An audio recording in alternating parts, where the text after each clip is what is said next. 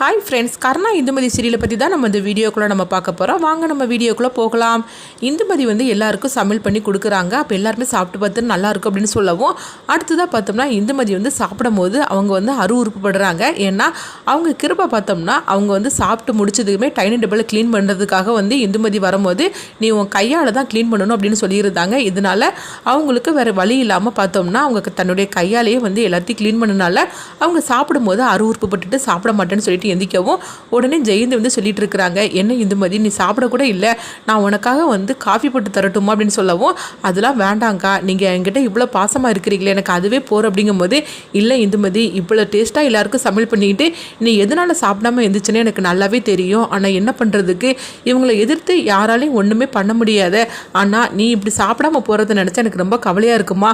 காலையிலேருந்து இவ்வளோ நேரம் வேலை பார்த்துட்டு வெறும் வயிற்றோடு போய் படுக்கக்கூடாது. அதனால் நான் சொல்கிறது கேளு, உனக்கு ஒரு காஃபி போட்டு தரேன், நீ குடிச்சிட்டு போ அப்படிங்கும்போது, இல்லைக்கா வேண்டாங்க, என் மேலே நீங்கள் இவ்வளோ அன்பாக இருக்கிறீங்களே எனக்கு அதுவே போகிற அப்படின்னு சொல்லிட்டு இருக்கவும், அப்போ தீனதயாளன் கொஞ்சம் தண்ணி தாமா அப்படின்னு சொல்லிட்டு இருக்கும்போது அவன் இந்துமதி தண்ணி எடுத்துக்கொண்டு கொடுக்குறாங்க. அப்போ உடனே என்ன ரெண்டு பேரும் அங்கே நின்று பேசிகிட்டு இருக்கிறீங்க அப்படின்னு தீனதயாளன் கேட்கும்போது, இல்லை மாமா அவள் சாப்பிடவே இல்லை, அதனால தான் சொல்லிட்டு இருந்தேன் அப்படிங்கும்போது, என்ன ஆச்சு அப்படின்னு சொல்லி கேட்டுட்டு இருக்கவும், அப்போ இந்துமதி அக்கா எனக்கு ரொம்ப டயர்டாக இருக்குது, நான் போய் படுக்க போகிறேன்னு சொல்லிட்டு அவங்க கிளம்பவும், அப்போ அவங்க போனதுக்கப்புறம் பார்த்தோம்னா ஜெயந்தி தீனதயாளன்ட்டு இப்படி சொல்கிறாங்க, இந்த மாதிரிக்கு அவள் அதாவது எல்லா சாப்பாட்டையும் எச்சியும் அவள் கையாலே எடுக்க சொன்னார், அதனால் அவள் இப்படி எடுத்தனால தான் சாப்பிடாம அவள் அருவருப்புப்பட்டுட்டு போகிறா அப்படின்னு சொல்லவும், இது கேட்டதுமே தீனதயாளன் அந்த பொண்ணு எவ்வளோ அழகாக சமையல் பண்ணியிருந்தா, ஆனால் கடைசியில் அவளே சாப்பிடாம போகிறாள், இதை நினச்சா எனக்கு ரொம்பவே கவலையாக இருக்குது, என்ன பண்ணுறதுக்கு அவள் தலையில் இப்படி எழுதியிருக்கணும்னு சொல்லிட்டு இப்படி எழுதி வச்சிருக்கிறான் கடவுள், வேறு என்ன பண்ணுறதுக்கு, இவனும் எப்படி தான் 10 லட்ச ரூபாயை இந்துமதிக்கிட்ட கொடுக்க போகிறானுங்களோ, அவள் எப்போ தான் அந்த வீட்டை விட்டு போனால் தான் அவளுக்கு ஒரு நல்ல வாழ்க்கை அவளுக்கு கிடைக்கும் அப்படின்னு சொல்லிட்டு இருக்கவும், ஆமாம் மாமா நீங்கள் சொல்கிறதெல்லாம் கரெக்டு தான் அப்படிங்கிறாங்க. அடுத்து பார்த்தோம்னா இந்துமதி இதெல்லாம் நினச்சிட்டு ஃபீல் பண்ணிட்டு இருக்கிறாங்க, நம்ம வீட்டில் நம்ம அப்பா தானே எல்லா வேலையும் செய்வார், ஆனால் இங்கே நம்ம இந்த அளவுக்கு எல்லா வேலையும் செஞ்சுட்டு இருக்கிறோமே அப்படின்னு சொல்லிக்கிட்டு ரொம்பவே ஃபீல் பண்ணிட்டு வரவும், அப்போ கர்ணாவை தான் காட்டுறாங்க. அப்போ கர்ணா உடனே படுத்துட்டு இருக்கவும், இப்போ இந்துமதி வரதை பார்த்துட்டு, என்னம்மா நல்லா சாப்பிட்டு முடிச்சுட்டு வந்தியா, ஆனால் பரவாயில்ல நல்லா தான் சமையல் பண்ணியிருந்த அப்படின்னு கர்ணா சொல்லவும், இந்துமதி உடனே டயர்டாக இருக்குன்னு சொல்லிட்டு அவங்க படுக்கிறதுக்காக போயிருந்தாங்க. ஆமாம் நீ என்ன நல்லா வயிறு ஃபுல்லாக சாப்பிட்ருப்ப, அதனால தான் உனக்கு டயர்டாக இருக்கும் அப்படிங்கவும் இந்துமதி எதுவுமே பேசாமல் அமைதியாக அவங்க படுத்துருந்தாங்க. அப்போ காரணமும் தூங்கவும் உடனே இந்துமதி கொஞ்ச நேரத்துக்கு அப்புறமா கண்முழிக்கிறாங்க. என்னது திடீர்னு நம்மளுக்கு பசி எடுக்க ஆரம்பிச்சிருச்சுது, என்ன பண்ணுறதுக்கு தெரியலையே, இப்படி பசி எடுக்குது அப்படின்னு சொல்லிக்கிட்டு இந்துமதி அங்கே இங்கேயுமா அவங்க உருண்டுக்கிட்டு இருக்காங்க.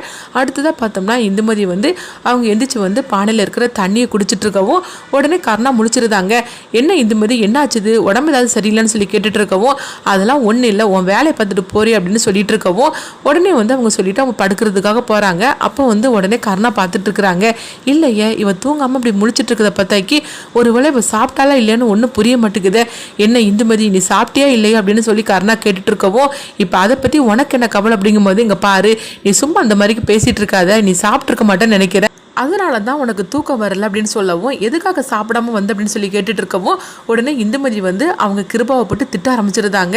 இந்த வீட்டு ஆம்பளைங்களாம் இப்படி இருந்துட்டு இருக்காங்களே, இவ்வளோ மோசமாக இருக்கிறாங்களே, உன்னை இப்படி தான் கீழே உட்கார வச்சு அவங்க சாப்பாடு போடுவாங்களா, டைனிங் டேபிள் கூட உட்கார வைக்க மாட்டாங்களா, உன்னை தம்பி தம்பின்னு சொல்லிட்டு இருக்கிறாரு, நீ என்னன்னா மூச்சுக்கு 100 தடவை அண்ணன் அண்ணன்னு சொல்லிட்டு கூட பிறந்த அண்ணன் வரைக்கும் பேசிட்டு இருக்கிற, ஆனால் உன்னை இப்படி கீழே உட்கார வச்சு சாப்பாடு போடுறாங்களே, இவங்கெல்லாம் மனுஷங்களா என்ன அப்படின்னு சொல்லி திட்டிட்டு இருக்கவும், அப்போ உடனே கர்ணா சொல்றாங்க, அங்கே பாரு இந்துமதி நீ இந்த மாதிரிலாம் திட்டிட்டு இருக்காத, பசின்னு சொன்னதுமே அண்ணன் தான் எனக்கு சோறு போட்டாரு, அப்படி இருக்கும்போது நீ இந்த மாதிரிலாம் நீ பேசாத, நான் பொறுத்துட்டு இருக்க முடியாது அப்படிங்கவும், ஆமாம் என்னமோ பெரிய இது கணக்காக தான் வேலை பார்த்தாக்கி எல்லாருமே நம்மளுக்கு சம்பளம் தர போகிறாங்க, நம்ம சாப்பிட போகிறோம், என்னமோ இவன் சும்மா தர மாதிரி தான் இவன் பேசிகிட்டு இருக்கிறத பார்த்தா இருக்குது, ஆனால் நீ இப்படி இங்கே அடிமையாக கிடக்கிறத பார்க்கும்போது எனக்கு உன்னை பார்த்தா பரிதாபமாக தான் இருக்குது அப்படின்னு இந்துமதி சொல்லவும், இங்கே பாரு இந்துமதி நீ ரொம்ப ஓவராக பேசிகிட்டு இருக்கிற, ஏதோ சாப்பிடாதனால நீ தூங்காமல் இருக்கிறேன்னு சொல்லிட்டு தான் நான் கேட்டேனே தவிர நீ இப்படிலாம் பேசிகிட்டு இருக்காத, கொஞ்சம் இரு நான் உனக்கு போய் சாப்பாடு வாங்கிட்டு வர அப்படிங்கும்போது, அதெல்லாம் ஒன்றும் வேண்டாம் அப்படின்னு சொல்லிட்டு இந்துமதி கோவத்தில் இருக்கவும், அப்போ அவங்க இந்துமதி பார்த்தோம்னா வயிற்று பிடிச்சிக்கிட்டு அவங்க படுத்து கிடக்குறாங்க.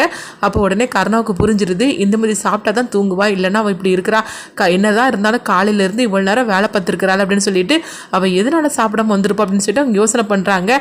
ஓஹோ அவள் டைனிங் டேபிளில் எல்லாத்தையும் தன்னுடைய கையாலேயே க்ளீன் பண்ணால, அதனால தான் அவள் சாப்பிடாம வந்திருப்பாள் அப்படின்னு சொல்லிட்டு கர்ணா நினைக்கவும், அடுத்தது பார்த்தோம்னா கர்ணா பார்த்தோம் பார்த்தோம்னா இந்துமதிக்காக சாப்பாடு வாங்கிட்டு வராங்க கடையில இருந்து. அப்போ இந்த இந்துமதி இதை சாப்பிடு அப்படிங்கும்போது எனக்கு அதெல்லாம் ஒன்றும் வேண்டாம் அப்படிங்கிறாங்க. இங்கே பாரு, நீ சும்மா பிடிவாதம் பிடிச்சிட்டு இருக்காத, சாப்பிடுன்னு சொல்லிட்டு அவங்க வச்சுட்டு படுத்துறவும் அடுத்தது கருணா பார்த்தோம்னா தூங்கின மாதிரிக்கு நடிச்சிட்டு இருக்கிறாங்க. அப்போ இந்துமதி பார்த்துக்கிட்டே இருக்கிறாங்க. சரி நம்ம எந்திரிச்சு சாப்பிட்ருவோம் அப்படின்னு சொல்லிட்டு இந்துமதி பார்த்தோம்னா கருணா வாங்கி வச்சிருக்க அந்த சாப்பாடை எடுத்து அவங்க சாப்பிட்டுட்டு இருக்கிறாங்க. நல்லவேளை அவன் தூங்கிட்டான், நல்லவேளை அவன் முழிச்சிருக்கல அப்படின்னு சொல்லிட்டு இந்துமதி நினைக்கவும் உடனே கருணா வந்து கண் முழிச்சு பார்க்குறாங்க.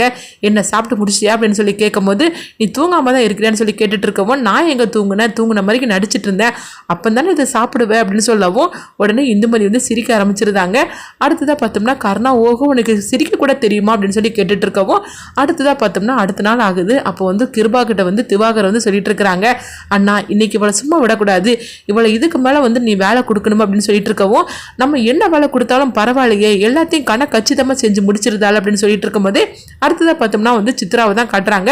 அப்போ சித்ரா வந்து அவங்க இந்துமதி கிட்ட பேசணும்னு சொல்லி வரும்போது உடனே இந்துமதி வந்து சொல்கிறாங்க, இங்கே பாரு சித்ரா நீ என்கிட்ட பேசாத, உங்கள் அப்பாவோ அம்மாவோ பார்த்துட்டாக்கி தேவையில்லாமல் பிரச்சனை தான் வரும் அப்படிங்கும்போது அப்போ சித்ரா சொல்லிட்டு இருக்கிறாங்க, அக்கா எனக்கு வந்து நான் என்ன பண்ணுறதுனே தெரியலக்கா, ஆனால் வந்து இவங்க கல்யாணம் பண்ணி வச்சுருவாங்களோன்னு எனக்கு பயமாக இருக்குது, நீங்கள் வேற உங்கள் அக்காவோட வாழ்க்கையை காப்பாற்றுறதுக்காக தான் இங்கே இருக்கிறீங்க, நீங்கள் இப்போ உங்கள் அக்கா வாழ்க்கையை காப்பாற்றுவீங்களா இல்லைன்னா என்னுடைய வாழ்க்கையை காப்பாற்ற போகிறீங்களான்னு எனக்கு தெரியல, அது ஒவ்வொரு நிமிஷமும் நினைக்க எனக்கு தூக்கமே வரமாட்டேக்குதுக்கா அப்படின்னு சொல்லும்போது எங்கள் பாரு சித்ரா நீ என்ன நினச்சாலும் சரிதான், ஆனால் கண்டிப்பாக உனக்கு கல்யாணம் நடக்காது நான் இருக்கிற வரைக்கும் அப்படின்னு சொல்கிறாங்க.